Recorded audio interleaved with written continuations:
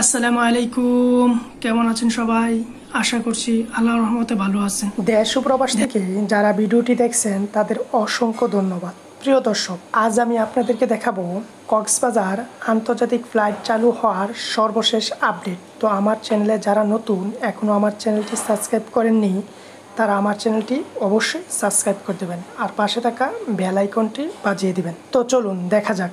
দেশের চতুর্থ বিমানবন্দর হিসাবে নতুন যাত্রা শুরু করতে যাচ্ছে কক্সবাজার আন্তর্জাতিক বিমানবন্দর।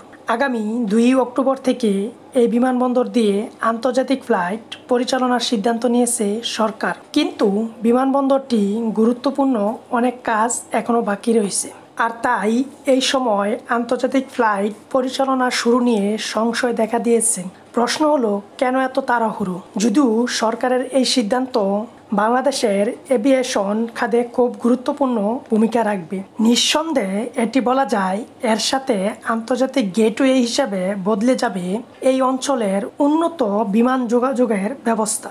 যদিও এই কক্সবাজারকে আঞ্চলিক পর্যটনের জন্য একটি কৌশলগত কেন্দ্র হিসাবে স্থান করে দিবে। কক্সবাজার বিমানবন্দর দীর্ঘদিন ধরে দেশের অভ্যন্তরীণ রুটে ফ্লাইট পরিচালনা করে আসছে। তবে 2021 সাল থেকে শুরু হওয়া একটি বৃহৎ উন্নয়ন প্রকল্পের মাধ্যমে এটিকে আন্তর্জাতিক মানের রূপান্তরিত করা হচ্ছে।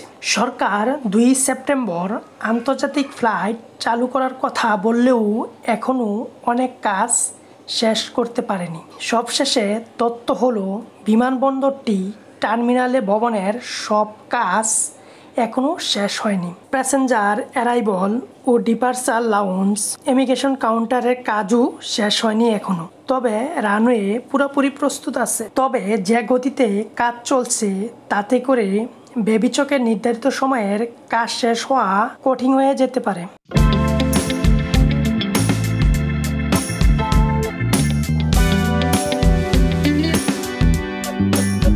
এছাড়া এয়ারলাইন্সগুলির প্রস্তুতি এবং স্লটের একটা বিষয় কিন্তু রয়ে গেছে। তবে এই সময়ের মধ্যে এসব বিষয়গুলি সমাধান হলে বিমানবন্দর দিয়ে ঘোষিত সময়ে আন্তর্জাতিক ফ্লাইট চলাচল শুরু করতে পারবে বলে আশা প্রকাশ করছে এভিয়েশন সংশ্লিষ্টরা।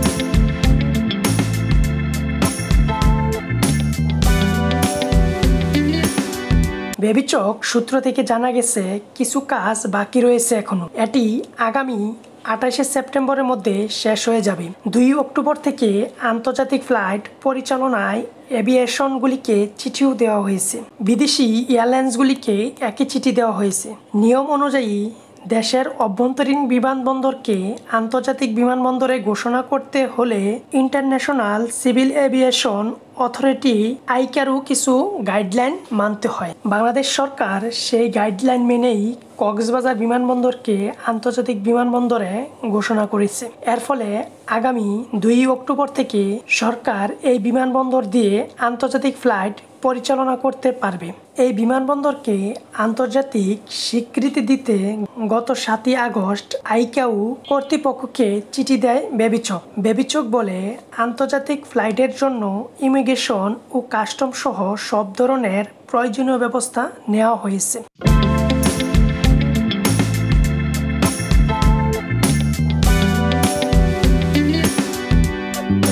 বেবিচকের চেয়ারম্যান বলেছে, অপারেশনের প্রস্তুতি নিশ্চিত করতে প্রতিনিয়ত রানওয়ের আলোর ব্যবস্থা ও প্রতিনিয়ত পরিদর্শন করা হচ্ছে। নতুন রানওয়ে বঙ্গোপসাগরের দিকে 1700 ফুট সম্প্রসারণের কারণে রানওয়ের দৈর্ঘ্য এখন 10,700 ফুট বা 3.26 কিলোমিটার, যা বাংলাদেশের দীর্ঘতম রানওয়ে। এছাড়া স্থানীয় পরিবহনগুলিকে উন্নয়নের জোর দিয়েছে। জাতীয় পর্যায়ে এই বিমানবন্দর দেশের বৈদেশিক মুদ্রা আয় বাড়াতে সহায়তা করবে। প্রিয় দর্শক, সরকার শুধু পর্যটক নয়, কক্সবাজারকে আন্তর্জাতিক ধাপ বাড়াতে চায়। প্রিয় দর্শক, আমার এই ভিডিওটি আপনাদের কাছে কিরকম লাগলো তা অবশ্যই কমেন্টের মাধ্যমে জানাবেন। আর কে কিরকম ভিডিও চাচ্ছেন তাও কমেন্টের মাধ্যমে জানাবেন। তো আজ এই পর্যন্তই, আবারও দেখা হবে নতুন কোনো এক ভিডিওতে। সেই পর্যন্ত সবাই ভালো থাকবেন, সুস্থ থাকবেন। আল্লাহ হাফেজ, আসসালামু আলাইকুম।